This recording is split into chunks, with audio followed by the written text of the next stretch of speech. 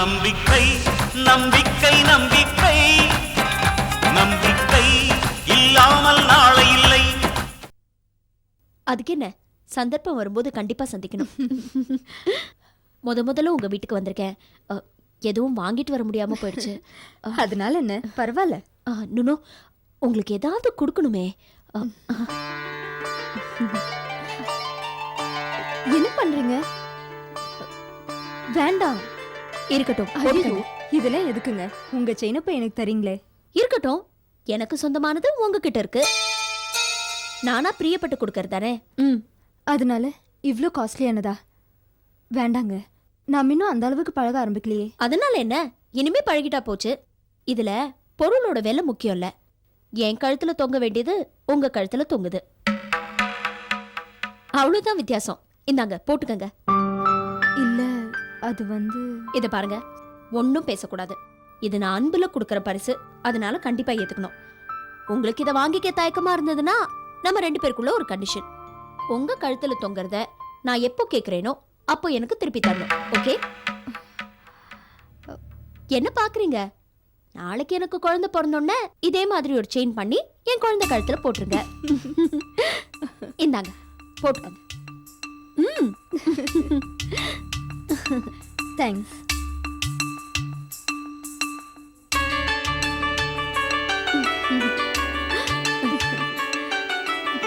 அப்ப நான் கிளம்புறேன். ஜெயந்தி, குங்குமம் கொடுமா. சரிப்பா, கொஞ்சம் இருங்க. உங்களை மாதிரி நல்லவங்களோட ஆசீர்வாதம் எனக்கு ரொம்ப தேவை. என்ன ஆசீர்வாதம் பண்ணுங்கப்பா. நல்லா இருமா, சுகப்பிரசவம் ஆகட்டும். நீ நினைச்சதெல்லாம் சாதிப்ப. டாக்டர் செக்கப்புக்கெல்லாம் ஒழுங்கா போறியாம்மா? போயிட்டு இருக்கேன். எடுத்துக்கோங்க. அப்ப நான் வரேன். திரும்புங்க.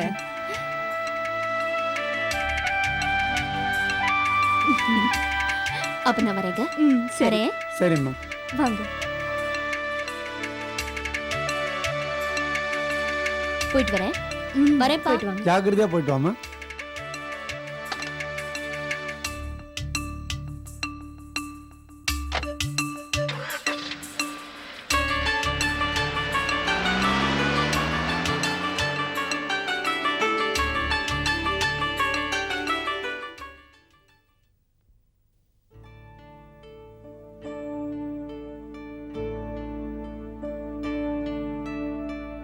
என்னம்மா இந்த நேரத்துல பூ கட்டுற?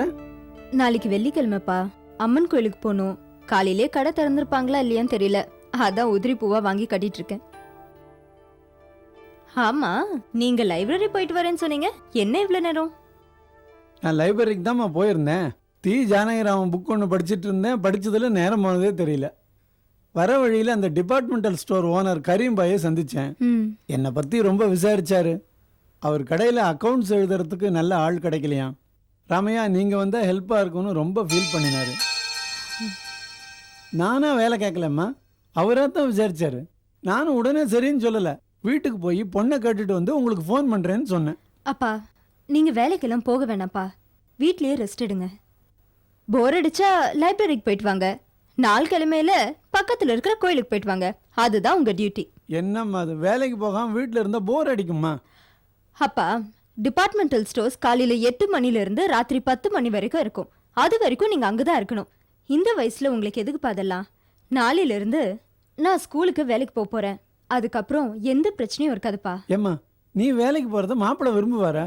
அவர்கிட்ட நான் அனுமதி கேட்டுட்டு தான்ப்பா போறேன். இங்க பாருமா, நீயும் வேலைக்கு போயிட்டா நான் வீட்டில் தனியா இருக்கணும். எனக்கு போர் அடிக்கும். நானும் வேலைக்கு போறேம்மா. அப்பா, பெரிய கம்பெனில மரியாதையான போஸ்ட்ல இருந்த நீங்க சின்ன சின்ன கம்பெனிக்கெல்லாம் வேலைக்கு போக கூடாதுப்பா. கொஞ்ச நாள் ரெஸ்ட் எடுங்க. அதுக்கப்புறமும் உங்களுக்கு வேலைக்கு போகணும்னு தோணுச்சுன்னா பெரிய கம்பெனி எதுலையாவது ட்ரை பண்ணலாம்.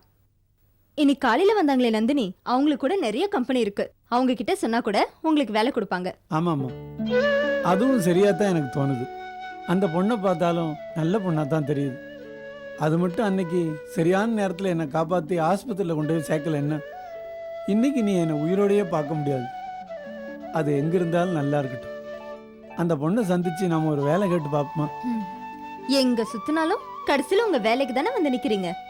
போகட்டும்பா, இன்னும் கொஞ்ச நாள் போகட்டும். 30 வருஷம் உழைச்ச மனுஷனுக்கு 3 மாசம் கூட ரெஸ்ட் இல்லைன்னா இப்படி வேலை விஷயம் அப்புறம் பார்க்கலாம். ம்? இல்லம்மா வந்து நீங்க எதுவும் பேச வேணாம்ப்பா. சாப்பாடு எடுத்து வைக்கிறேன், வந்து சாப்பிட்டு படுங்க. வாங்க.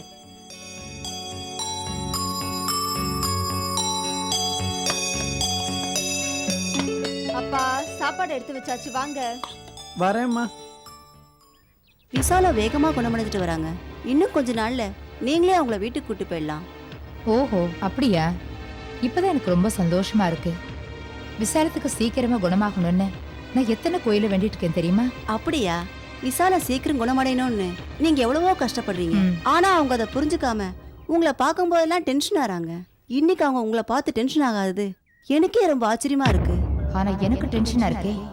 விசாலாட்சி குணமாகவே கூடாது. அவ எப்பவும் பைத்தியமாவே இருக்கணும். என்ன மேடம், ஏதோ யோசனைல இருக்கீங்க? ஒன்னும் இல்ல.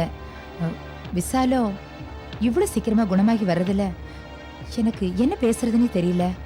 அந்த சந்தோஷத்துல தான் எதுவும் பேசாம நின்னுட்டேன். அப்ப நான் கிளம்புறேன். போயிட்டு வாங்க. ஹலோ. நான் சின்னமணி தான் பேசுறேன், சொல்லுங்க. ஏய் அதெல்லாம் ஒண்ணு இல்ல. சரி அப்படியா? ம். ஏய் ஏய் ஏய் ஏய் செல்ல கொடு. ஹலோ ஹலோ ஏய் நில்லு. ஏய் செல்ல கொடு. சொல்றேன்ல. அம்மாவா? நான் தான். ஏய் செல்ல கொடு. எந்த தரமாட்டேன். ஏய் கொடு. ஏய் செல்ல கொடு. ஆயா ஏய் ஏய் குடு குடு செல்ல குடு. ஏய் குடு. போ போனா இந்தாங்க மேடம்.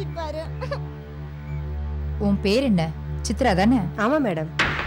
உனக்கு கொஞ்சம் பணம் கொடுக்க சொல்லி கனகா கிட்ட கொடுத்தேனே, கொடுத்தாளா? கொடுத்தாங்க மேடம், வாங்கிட்டேன். நான் கொடுத்த மருந்து விசாலத்துக்கு போடுறியா இல்லையா? அதாங்க மேடம் தரேன். பின்ன அவ எப்படி குணமாயிட்டு வரா? அதான் மேடம் தெரியல. சரி, இன்னையில இருந்து நான் கொடுத்த மருந்து அதிகமா கொடு. சரிங்க மேடம்.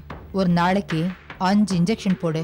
போடுறேன் மேடம். மருந்து தேவைன்னா என்ன செல்ல காண்டாக்ட் பண்ணு. நானே கொண்டு வந்து கொடுக்குறேன், இல்லைன்னா டிரைவர்கிட்ட கொடுத்து அனுப்புறேன். சரிங்க மேடம். விசாலத்துக்கு பைத்தியம் தெளியக்கூடாது, ஞாபகம் வச்சுக்கோ. ம்.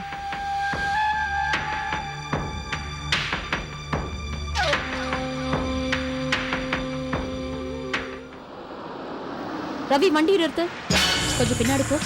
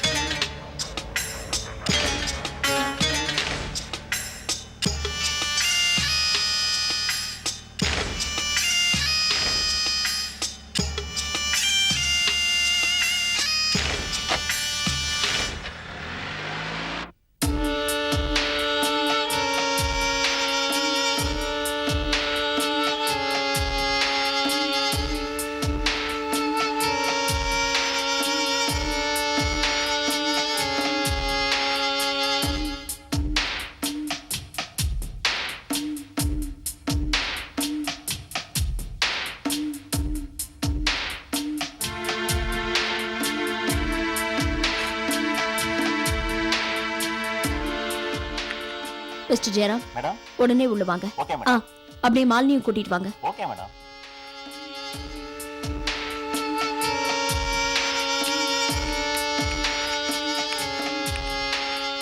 Excuse me madam. Good morning. Good morning madam. Good morning. சிந்தாமணிக்கும் அன்னை மனநல காப்பகத்துக்கும் ஏதாவது தொடர்பு இருக்கா? தெரியலையே மேடம். தொடர்பு இருக்கு. அது என்னன்னு கண்டுபிடிச்சு முழு விவரங்களையும் எனக்கு தெரியப்படுத்துங்க. அந்த அம்மாக்கு ஏதாவது பைத்தியம் பிடிச்சிருக்கான்னு கேக்குறீங்களா? அந்த அம்மாவனால மத்தவங்களுக்கு தான் பைத்தியம் பிடிக்கும். எனிவே, சிந்தாமணி அந்த மனநல காப்பகத்துக்கு போறாங்கன்னா அதுக்கு ஏதாவது முக்கியமான காரணம் இருக்கும். அந்த காரணம் என்னன்னு உன்னால ஈஸியா கண்டுபிடிக்க முடியும்னு நினைக்கிறேன் மாலினி. ஓகே மேடம், 2 நாள் டைம் கொடுங்க. ஃபுல் டீடைல்ஸ் கலெக்ட் பண்ணி கொண்டு வரேன். Very good. மிஸ்டர் ஜெயராம், அவங்களுக்கு என்ன ஹெல்ப் வேணுமோ அதை நீங்க பண்றீங்க. Okay madam. இன்னொரு முக்கியமான விஷயம், நம்ம கம்பெனி ரகசியங்கள் நமக்குள்ளேயே தான் இருக்கணும். நம்ம காயை எப்போ நகர்த்துறோம், எப்படி நகர்த்துறோம், இது யாருக்குமே தெரியக்கூடாது. உங்க 2 பேரையும் என்னோட நம்பகமான ஆட்களா நான் நினைச்சுக்கிட்டு இருக்கேன். அந்த நம்பிக்கை வீண் போகாது madam. Okay, you may go now. Thank you thank you madam. Ma'am.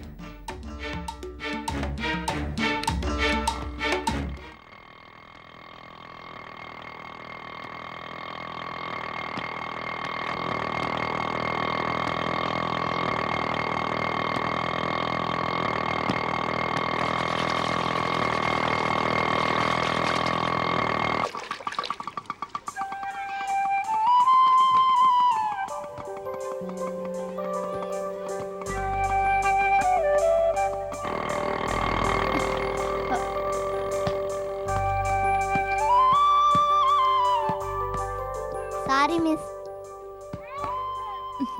Thank you miss. Jayanthi எப்படி இருக்க? நான் நல்லா இருக்கேன். நீ எப்படி இருக்க? வீட்ல எல்லாரும் நல்லா இருக்காங்களா? இருக்காங்க. வா போலாம். சரி சரி, நான் அப்படியே மேடமை பார்த்துட்டு வந்துடுறேன். வா. இன்னைக்கு நாம எல்லாரும் ஒரு நேஷனல் லீடரை பத்தி பார்க்க போறோம். சோ இப்போ நவம்பர் 14th வரப்போகுது. நவம்பர் 14th உங்களுக்கு எந்த தினம் ஞாபகம் வருது? நேரு பர்த்டே. ஓகே, உங்களுக்கு எல்லாம் ஒரு தினம். என்ன தினம்? குழந்தைகள் தினம். ஓகே, 14th நவம்பர் நேருவோட பிறந்த நாள். நேருவை பார்த்திருக்கீங்களா நீங்க எல்லாரும்? இவர்தான் நேரு. இவரை பார்த்தோன்னே உங்களுக்கு என்ன ஞாபகம் வருது? ரோஸ். ரோஸ் அவருக்கு ரொம்ப பிடிக்கும். உங்க எல்லாருக்கும் ரொம்ப பிடிக்குமா? ஓகே, அவர் எல்லாரும் எப்படி கூப்பிடுவாங்க? இப்போ காந்திய காந்தி தாத்தான்னு கூப்பிடுவாங்க. நேரு மாமா. கரெக்ட். ஓகேம்மா, இன்னைக்கு டியூஷன் முடிஞ்சிச்சு. நீங்க எல்லாரும் கிளம்புங்க. இந்தாம்மா. போயிட்டு வாங்க. ஹோம்வொர்க் எல்லாம் மறக்காம பண்ணிட்டு வந்துருங்க. ஓகே, போயிட்டு வாங்க. வாங்கப்பா. அப்பா, ஒரு 10 நிமிஷம் வெயிட் பண்ணுங்க. நான் சூடா தோசை போட்டு கொடுத்துறேன். ஒன்றும் அவசரம் இல்லைம்மா, நிதானமாகவே செய். சரிப்பா. ஜெயந்தி, என்னப்பா? ஏம்மா வீட்லேயும் டியூஷன் எடுக்க ஆரம்பிச்சிட்டியா? ஆமாப்பா, இன்னிலிருந்து தான். ஸ்கூல்லேயும் பாடம் நடத்திட்டு இங்கேயும் பசங்களோட கத்தினா உன் உடம்பு கெட்டு போகாதம்மா. நானாவது வேலைக்கு போகிறேங்கிறேன், அதுவும் வேண்டாங்கிறேன். அப்பா, இது நான் பணத்துக்காக மட்டும் பண்ணப்பா. இதுல எனக்கு ஒரு மன நிறைவு இருக்கு. இங்க அக்கம் பக்கத்துல இருக்கிறவங்க எல்லாம் குழந்தைங்களுக்கு டியூஷன் சொல்லி கொடுக்க முடியுமான்னு கேட்டாங்க. அதான்ப்பா ஒத்துக்கிட்டேன். நமக்கு தெரிஞ்சதை 4 பேருக்கு சொல்லி கொடுத்தா நல்லது தானேப்பா? நீ சொல்கிறது உண்மைதாம்மா. இன்னைக்கு தான் டியூட்டியில் ஜாயின் பண்ணியிருக்க. அங்கேயும் எங்கேயும் ஸ்ட்ரெயின் பண்ண உன்னால் முடியுமாம்மா? நிச்சயமா முடியும்பா. இந்த குழந்தைங்களுக்கு பாடம் சொல்லி கொடுக்குற நேரத்துல நான் எல்லாத்தையும் மறந்துடுறேன். இதுதான்ப்பா எனக்கு சந்தோஷமா இருக்கு. அப்பா, உலகத்துல தான் மேதையாகிறது பெரிய விஷயமே இல்ல. ஆனா மத்தவங்கள மேதைகளா உருவாக்கணும், அதுதான் பெரிய விஷயம். உண்மைதாம்மா. அதுக்காக நம்ம எவ்வளவுதான் உடம்ப வருத்திக்க முடியும்? பரவாயில்லப்பா. இங்க இருக்கிறவங்க எல்லாம் தன்னோட குழந்தைங்கள நல்லா படிக்க வைக்கணும்னு ஆசைப்படுறாங்க. ஆனா பெரிய கான்வென்ட்ல சேர்த்து அவங்கள படிக்க வைக்கிற வசதி அவங்க கிட்ட இல்ல. அவங்களுக்கெல்லாம் என்னால ஏதோ முடிஞ்ச உதவி பண்ணிட்டு இருக்கேன். அப்பா, கல்வியை போதிக்கிறது இருண்ட வீட்ல ஒளியை ஏத்தி வைக்கிற மாதிரிப்பா. நான் அடிக்கடி சுயநலமாவே சிந்திக்கிறேம்மா. என் மக உடம்பு கிடக்கூடாது, என் மக கஷ்டப்படக்கூடாதுன்னு நினைக்கிறேன்னு தவிர உன்ன மாதிரி பரந்த மனசு எனக்கு இல்லைம்மா. கல்வி போதிக்கிறது இருண்டு கிடக்கிற வீட்டில் ஒளி ஏற்றுற மாதிரின்னு சொன்னியே, அந்த கடவுள் உன் வாழ்க்கையில் என்னைக்குமா ஒளி ஏற்றி வைக்க போகிறான் தெரியலையேம்மா.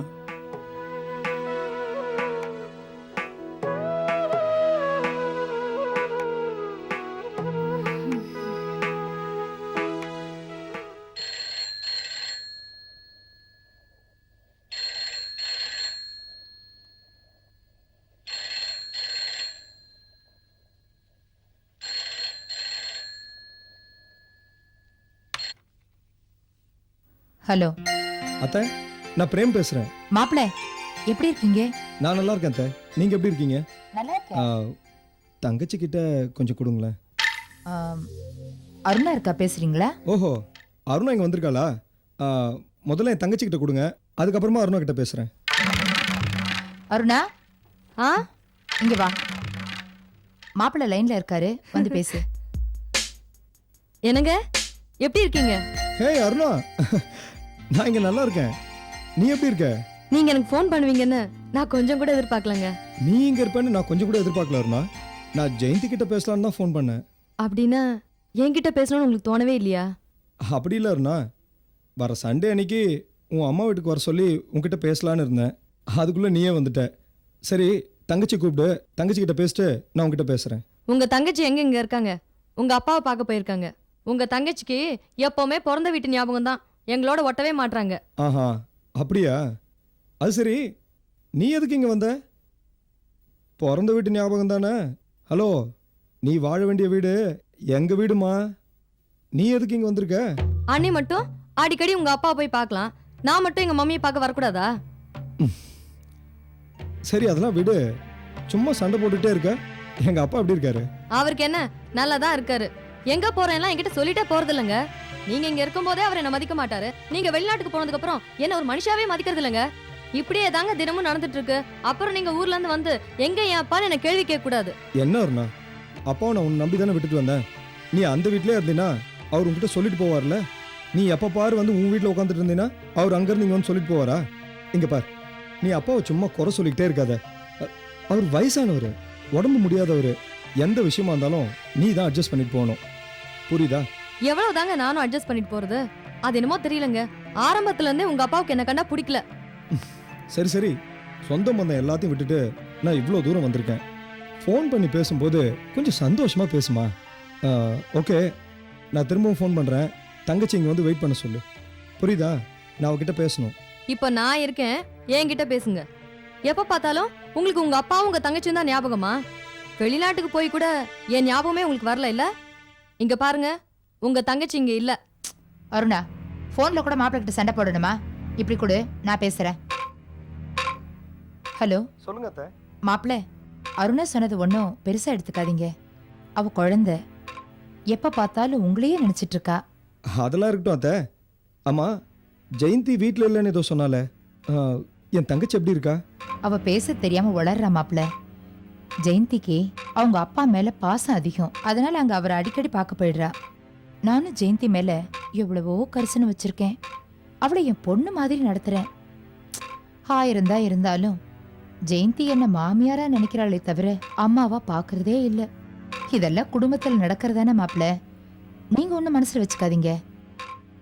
அங்க உங்க வேலைகளை கவனமா பாருங்க. ம், நான் பாத்துக்கிறேன், எல்லாம் சரியாயிடும். சரி, வச்சுட்டுமா? வச்சிருங்க அத்தை. என்ன மம்மி, என் புருஷனுக்கு சப்போர்ட் பண்ணி பேசுறீங்க?